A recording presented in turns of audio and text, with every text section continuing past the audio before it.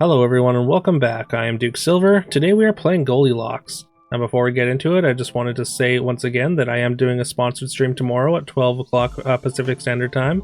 And I'll have some details for that at the end of the video once again. But yeah, your support in that would be greatly appreciated. But yeah, let's just get into this game here for now. Okay, so we're going to start with a pretty weak board. We pick up a couple of Lonely Princes. We kind of catch a break by the opponent taking a 1-1 Wizard's Familiar and us getting to tie there. But we do lose this fight. Fortunately not by too much. And we did find a Cindy for our 2.2 shop here, so that's going to give us a good power spike. And a pretty easy turn here as we just take Cindy and then cast the Roll the Dice. We do it so fast the game can barely keep up with us, so get a little bit of lag there. Alright, and then we win this fight pretty handily here. And now we get our 3.0 Goldilocks turns. We get our 2 extra gold as well as our shop full of 3s, and we get a stag plus a support, and we're going to be able to cast a health pot here. So a pretty clean turn. We get to progress our Cindy as well as improve our board a significant amount. So I'm feeling pretty good about that. And we handle this next opponent very, very easily. Alright, and we're pretty strong, so I think we're just going to jam this this pig. Hope to get some extra econ here. I'm looking at the, I kind of want the donkey because we can support it, but I go for the roll the dice because we want to progress our Cindy, and it does pick up a happy little tree, which we are going to play on board. We're going to spread out our stats a little bit more. Well, I was going to spread out the stats, but I figured maybe getting the value trades is a little bit better. But yeah, we end up with enough stats to win the fight with our pig gold against Skip. So we've got a couple extra gold to work with here. We would love to find an experience spell this turn. Casting experience spells on the 0.2 turns with Goldie is very, very good, as you get the 2 gold back and immediately have a selection of very good selection of characters afterwards. All right, we're gonna cast Mix-a-Wizzle, which is gonna finish our Cindy. It's gonna get us a Golden Shadow Assassin rental for a turn, which we are gonna play. We're gonna throw it behind the stag, as I mean, obviously putting stats onto ranged characters is very, very good. And there's a shard. Unfortunately, we aren't able to shard. We didn't get a good character out of our Mix-a-Wizzle. Shard is a good combination with Mix-a-Wizzle, as well as it's like a sort of a budget TLK. If you can Mix-a-Wizzle into a good character and then shard it, you get to keep it. Unfortunately, we are going to lose our pig gold here, but we're going to escape the fight without taking damage, so not terrible overall. Although we did feed some gold a little bit, and yeah, we get a shop with two pairs in it, which is pretty rare. A pair of Juliet and a pair of Sporko, and also there's a friendly spirit there to go along with it. So I think I want to get both these Sporkos and this friendly spirit, so we are going to have to sell a couple things. I think we also want to cast this spell, so I'm going to sell some of our sort of miscellaneous pieces here, like our tiny. We don't need this Cindy anymore. We can also sell out of this this Billy Gruff, and I think we're gonna sell the Billy Gruff plus the pig, and we're gonna cast a Burning Palm onto the Sporko there, making it a more relevant backline unit. We get our stag attack, which is fantastic. Unfortunately, Beauty's got a pretty big board back there. We do have some decent power in our ranged characters, so it is just enough to take down the Evil Queen there. The attack order, I mean, it was between tying and winning there, but we get the win.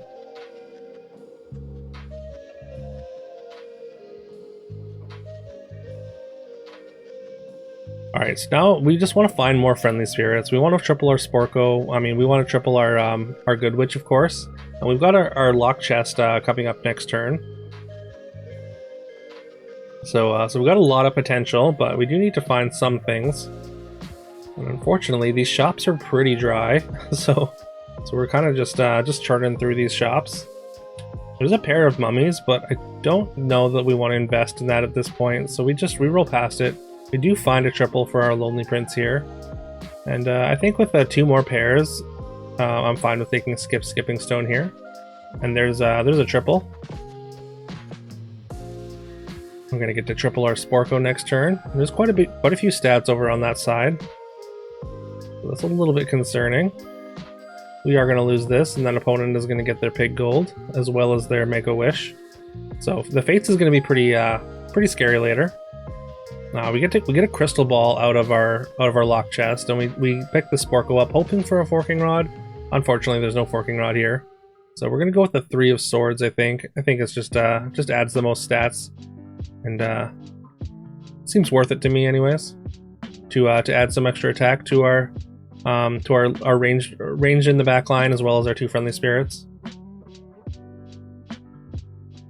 We're gonna go with we're just gonna bank a Polywoggle till next turn. Like, we probably won't end up using it, but it's better than just rolling and finding nothing. This way we at least carry a gold over to the next turn.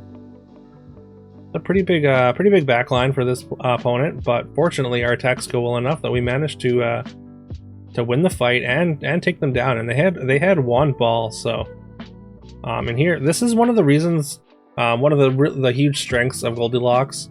The fact that, like, we get this whole shop full of 5s, like, I feel like it's so much easier to play for things that you need to find, like, specific pieces. Like, at this point we needed to find Aeon for our crystal ball. So the fact that we were able to roll a shop full of 5s and have a high likelihood of seeing one, and I mean, let alone 2, like, seeing 2 is very, very fortunate, but seeing 1 is definitely a lot higher likelihood with Goldilocks. So yeah, I like Aeon Ball a lot on Goldilocks. I'm sure I've uploaded Aeon Ball games before, and yeah, it's just like further proof that it's very, very good. One of the better crystal ball heroes, maybe. We do get both our Aeon Slays here, which is fantastic, but we are going to lose the fight. We minimize damage mostly, though. Alright, now we've got a ton of spell cost reduction. I think we've got -4 right now because we got both Aeon Slays with the Baba Yaga still alive. So we just need to, we've got this TLK now for free, so we're just going to fire it off on something random. My instinct was to TLK the Sporko, but I think scaling up the Sporko with our Aeons is worth more than turning it into a random 5. There's a shard that we don't really want to get out of our pair of friendly spirits here, because that could be forking rod. There's also a pair of mummies that we are going to walk past again, or kind of gloss over. I mean, I think the three cost investment is a little bit much, and like the chances of actually finding Hat are pretty low, and not necessarily, like, I just don't think Hat is necessarily useful for us, especially since we have this the 2 Aeons in front of the Baba Yaga. Like, we should be able to get our spell cost reduction every turn, even if one of them gets scammed or attacked into. Like, the other one should be able to slay. Alright, our level 6 shop is a little bit more disappointing than our previous shops. We get no pairs and no no characters that we really want. I mean, Hercules is okay, but I kind of want to hunt for Scions and just like cast spells here and scale up our mages some more. I'm gonna pick up a Nutcracker, which is gonna be a good thing to a good character to take a lot of our tribal based spells.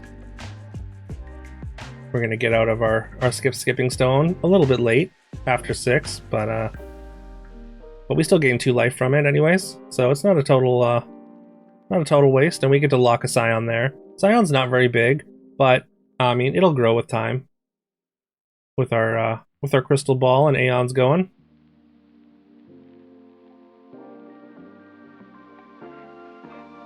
Unfortunately, there's a little bit too many stats over there by way of their the opponent's summons, and yeah, their pumpkin is gonna pop. We're gonna be able to take out 1 or 2 summons, but they have mostly a full board. We take a big chunk of damage there. We get to pick up that Scion that we locked now. We're gonna put some stats into Good Boy. We definitely could have switched heroes here, but I figured we have too much gold left. If it was like close to the end of the turn, I mean, we were like halfway through our gold, I guess, but if we were almost out of gold, I would definitely have changed heroes there.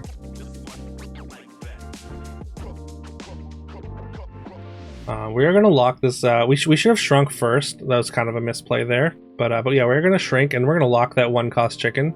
which is going to net us a gold, and we're going to get get to see a free shop slot for a shop slot for free, an empty shop slot for free, which doesn't yield anything exciting. So we just take our chicken.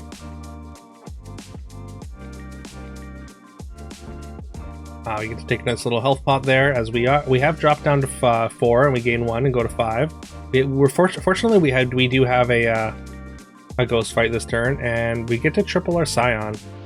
So things were kind of trending downhill. I mean, in general, Crystal Ball isn't enough to win, but we were hoping to find something that would enhance our spells a little bit more, and yeah, the wand does just that. So we get pretty bailed out by the Scion triple here, and yeah, now we're just gonna fully casting double spells, and now we're really popping off with scaling. You can see our Scion is nice and large now. Also, we got a golden pumpkin, which fits pretty well on this board, honestly, with the double Aeon plus Baba Yaga and Sporko. Like we're actually gonna get a decent board of summons once we're finished. Once we get to our pumpkin.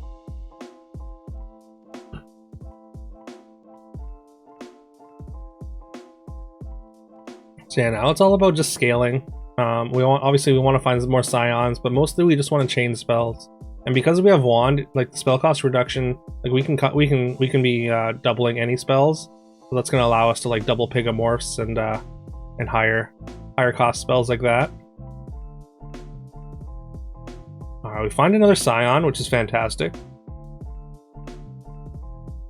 And there is an Evil Twin, and that's one of those high cost spells that we can double, which is going to come in pretty clutch here. We're going to be able to make 2 good boys, which is going to triple into a golden good boy, and we're going to get a 9th book out of that treasure, which is absolutely fantastic. That increases the likelihood of us winning a combat drastically, I think.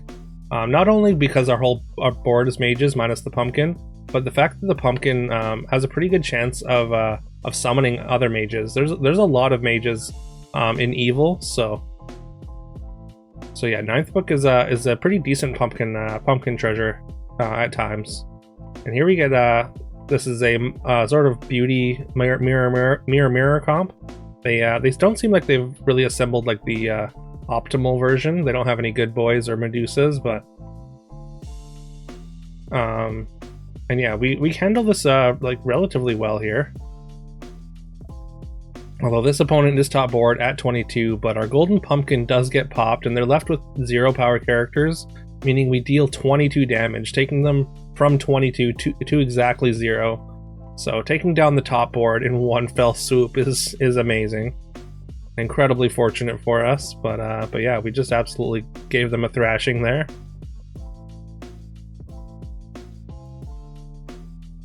There's another shard. I think we're gonna shard this Nutcracker. Alright, and then we got an 8 cost Knighthood, and I think we're just gonna fire that off on this non-upgraded Scion. This is gonna add so many more stats than it would have just rolling and casting random spells. So I feel pretty good about that, as well as we get to keep seeing spells because it is a targeted spell. We cast a double Lightning Bolt at the end of the turn, and both of them go on to their Lady of the Lake. Which takes out the Lady of the Lake and one of their ranged attackers, which is absolutely enormous. And yeah, our front line manages to take care of that whole combat, and we're rewarded with another Scion in the shop. So yeah, things went from like looking pretty sketchy at about 4 HP to feeling like we've got an absolutely incredible mages plus 9th book comp here. You're doing both Crystal Ball and 9th book. You don't always get to do both. So, again, feeling pretty strong. Double Shrivel could do something, but I decided against taking it. We're gonna lock this Aeon triple.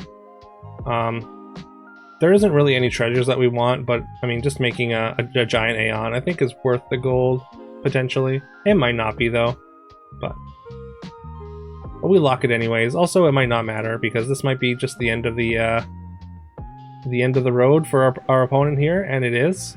Don't even pop a pumpkin, but yeah, our frontline Scion of the Storms, just the amount of stats they have there are just enough to overwhelm our opponent, and yeah, we get there. But yeah, please let me know if you enjoyed this. Please leave a like and subscribe if you did, I would really appreciate it, and leaving a like lets YouTube know that it should recommend my content to more people, and yeah, I would be very grateful for that. And yeah, so about the sponsored stream, so I'm going to be streaming Star Trek Fleet Command for about 2 hours on Saturday at noon. The way that it works is basically I have to get groups of 4 people, not necessarily like all 4 people, but like for every 4 people that I get to play Star Trek Fleet Command and unlock the second ship, I get like a small chunk of money basically. So so yeah, if you have the time or would like to support the channel in that way, I would very much appreciate it. You can actually start now if you want. You just have to go to my Twitch profile in the panels section on PC. You'll see there's a banner, or one of my panels is a Star Trek Fleet Command panel, and you just click on that. It'll send you to a screen with a QR code that you can just scan with your phone, and it'll take you to your Google Play Store or Apple Store.